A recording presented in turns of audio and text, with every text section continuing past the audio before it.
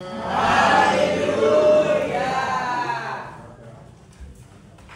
vous souhaite à toutes et à tous un bon dimanche. Amen. Que la grâce, le bonheur et la joie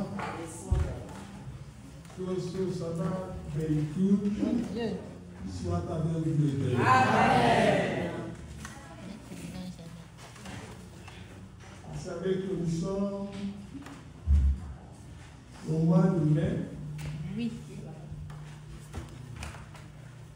C'est aussi un mois important pour l'Église céleste.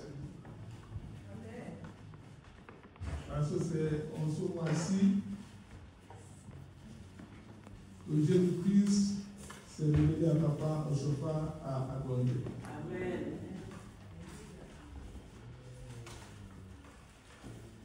Quand il lui a parlé à travers un singe ailé, tout blanc, qui lui a révélé la grâce. Nous dit la grâce.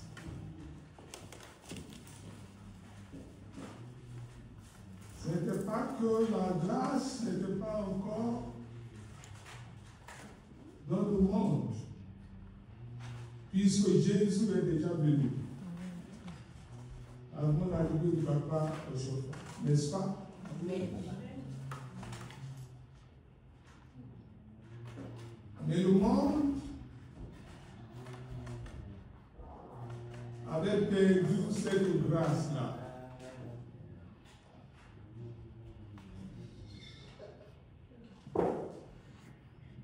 Parce que toutes les églises du monde ont permis le monde de rentrer dans l'église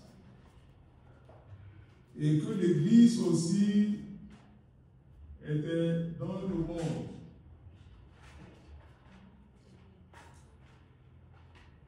Donc beaucoup ont perdu cette grâce. Nous ne pouvons pas parler de la grâce sans parler de l'esprit.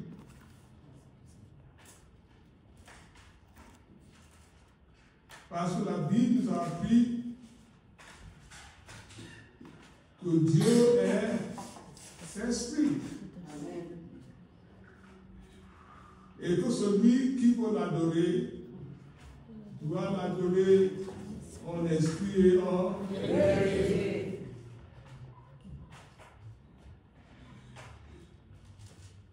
Mais quand Dieu est saint,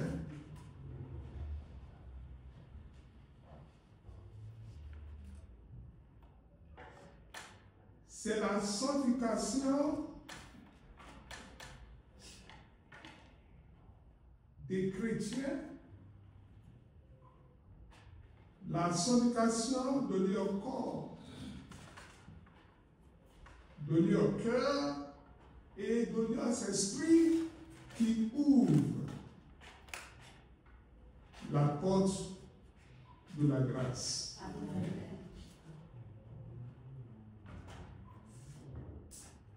Alors, il n'y avait plus de manifestation de l'esprit dans beaucoup d'églises.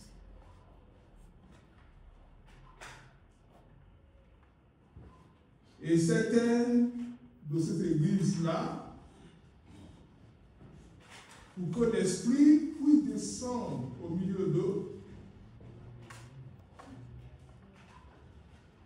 ils sont obligés de taper les mains pendant les heures avant que l'esprit ne descende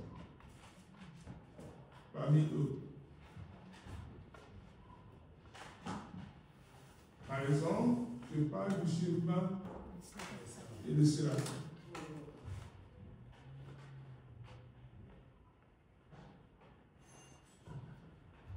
Il y a aussi certaines églises l'esprit puisse descendre parmi eux, ils sont obligés de pleurer pendant des heures avant que l'esprit ne descende parmi eux.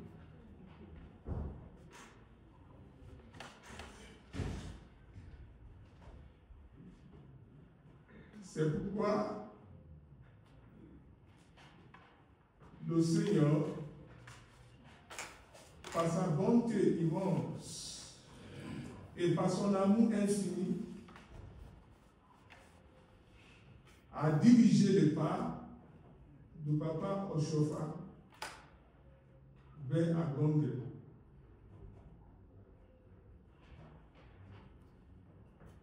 Non seulement pour lui parler, mais pour lui faire accéder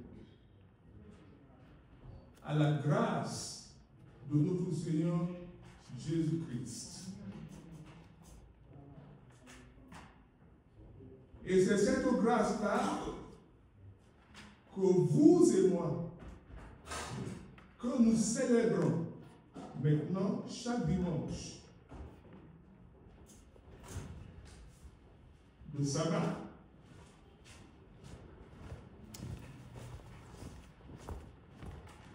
pour faire rappeler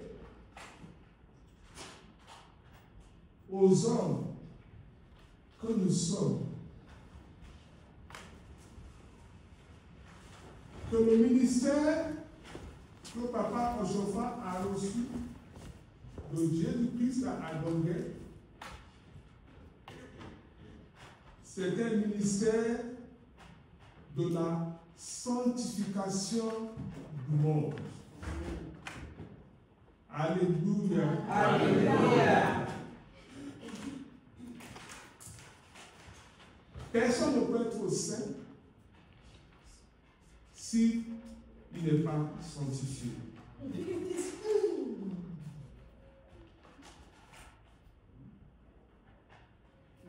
C'est pourquoi ma deuxième lecture de ce matin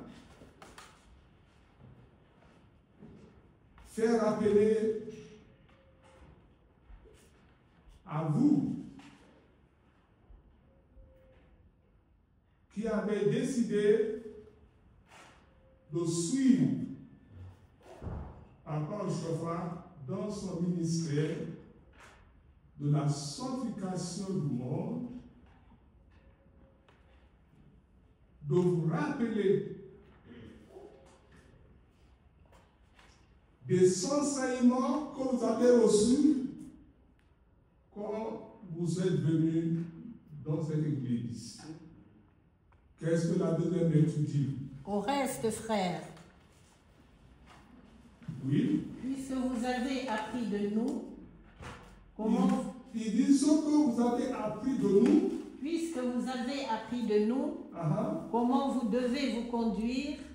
Vous avez appris comment vous devez vous conduire. Et plaire à Dieu. Et plaire à Dieu. Et c'est là ce que vous faites. Nous vous prions et nous vous conjurons au nom du Seigneur Jésus de marcher à cet égard, de maintenir à cet égard votre conduite dans ce sens-là. Sans vous décourager, sans changer quoi que ce soit, sans permettre à qui que ce soit de vous détourner de la voie que Jésus vous a tracée. Continue. Vous savez en effet quels préceptes nous vous avons donnés de la part du Seigneur Jésus. Verset 3. Ce que Dieu veut. Alors, il faudrait que c'est bien. Parce que ce que Dieu veut de nous, ce n'est pas grand-chose. C'est une seule chose. Ce qu'il veut de nous, c'est quoi? C'est votre sanctification. C'est votre sanctification. Oui. C'est que vous vous absteniez de la débauche. Oui. C'est que chacun de vous sache posséder son corps dans la sainteté, et l'honnêteté, sans vous livrer à une convoitise passionnée, oui, comme font les païens, oui, qui ne connaissent pas Dieu. Merci. Alléluia. Alléluia. Alléluia. Alléluia. Alléluia. Alléluia. Au temps des enfants d'Israël, Dieu ne pouvait pas parler aux enfants d'Israël face à face.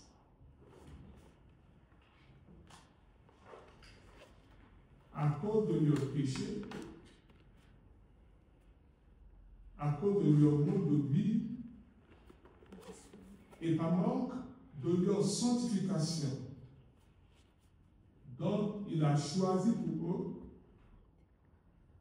un prophète et un sauveur qui était Moïse, pour les délivrer de l'esclavage d'Égypte, qui était pesant sur eux.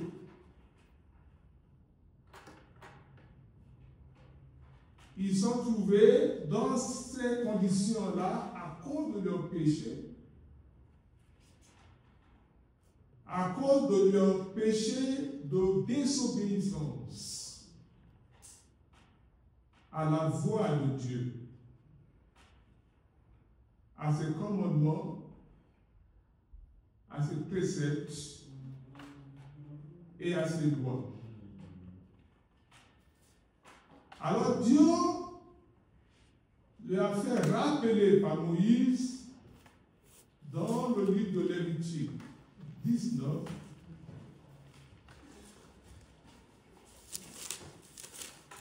à partir de verset 1, si quelqu'un nous voit Seigneur parla à Moïse et dit.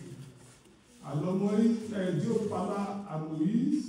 Parle à toute l'assemblée des enfants d'Israël et tu leur diras. Oui. Soyez saints. Soyez saints. Car je suis saint.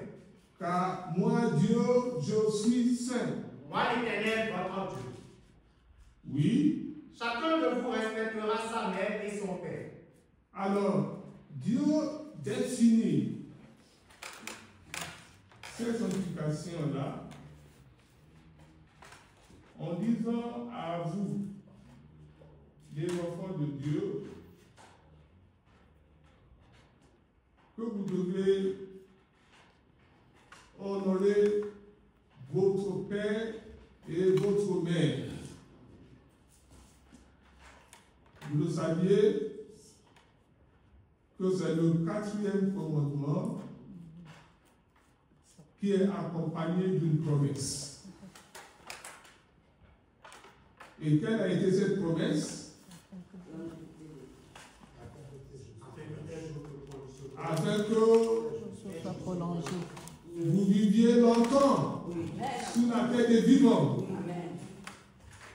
Oui, continue. Chacun de vous respectera sa mère et son père et observera mes sabbats.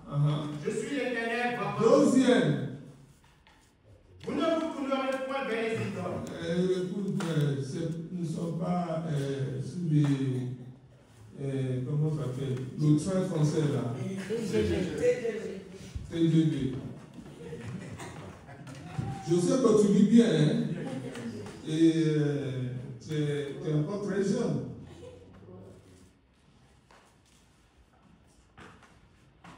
Donc, Dieu a mis à notre disposition un moyen pour nous sanctifier. Quel est ce moyen-là? C'est le sabbat. Le Le sabbat, c'est le signe ou le symbole de l'alliance que Dieu a scellée avec Israël sur le mont Sinaï à Horeb.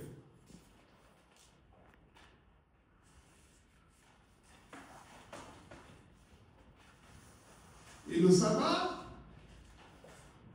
qui est devenu un signe pour les enfants d'Israël,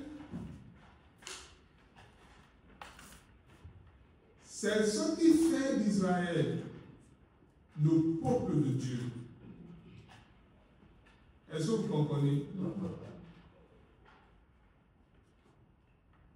C'est pourquoi à l'époque, celui qui honore pas le sabbat est tranché au milieu de son peuple.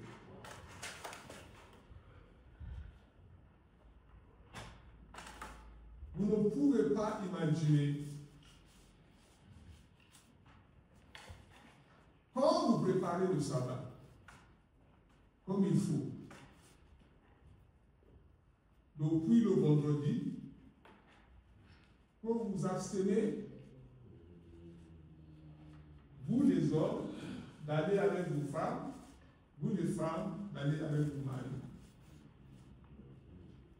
Surtout ceux qui sont à l'hôtel pendant 3 jours.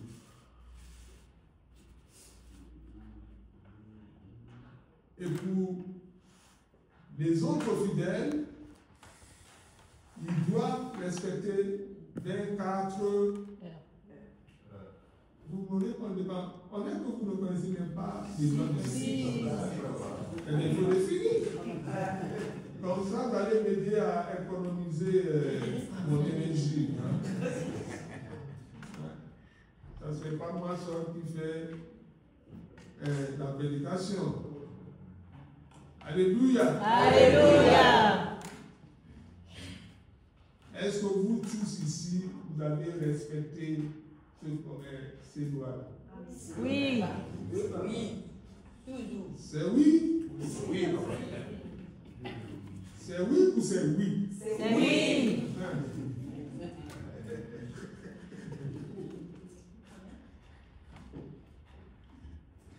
Parce que celui qui ne respecte pas cette loi de sollicitation-là, il n'a pas de culte le dimanche.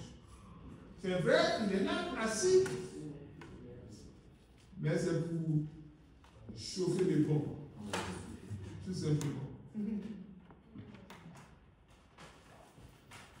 Alléluia. Alléluia. Alléluia. Alléluia. Alléluia. Alléluia.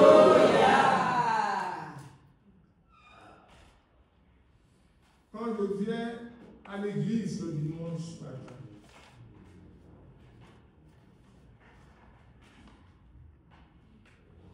et que je chante Jéri Moyama avec les anges qui sont dans la joie au ciel. C'est l'ange Jéri Moyama qui nous transporte au royaume des cieux où les fils de Dieu chantent la gloire de Dieu dans la joie.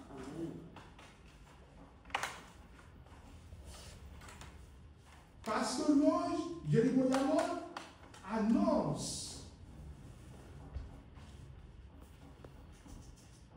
un moment important de rencontre entre Dieu et ses fils spirituels qui sont dans les cieux.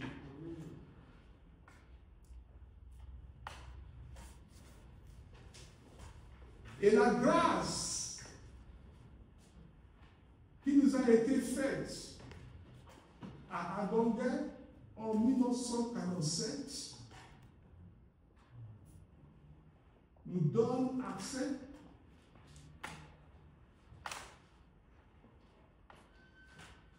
à ce rencontre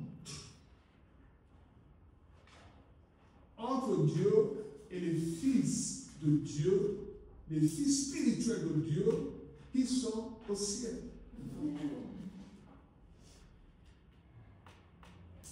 Parce que c'est le moment qu'il adore Dieu.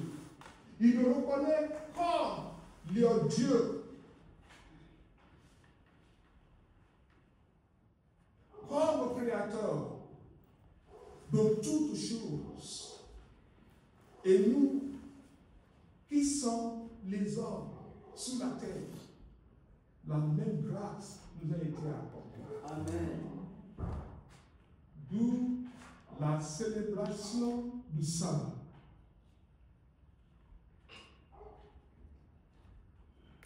Il est très important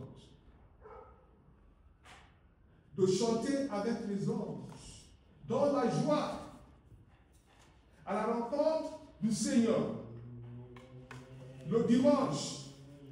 Et encore plus importante, de prendre les 9 cloches, les 9 sonneries de cloche pour se prosterner devant lui en disant Saint, Saint, Saint est l'Éternel, Dieu des armées.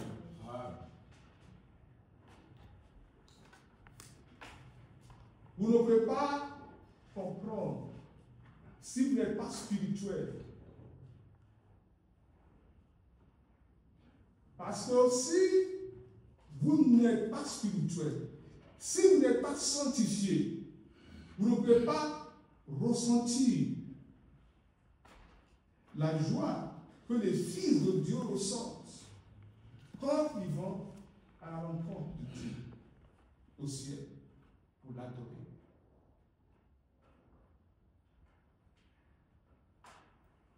Je remercie beaucoup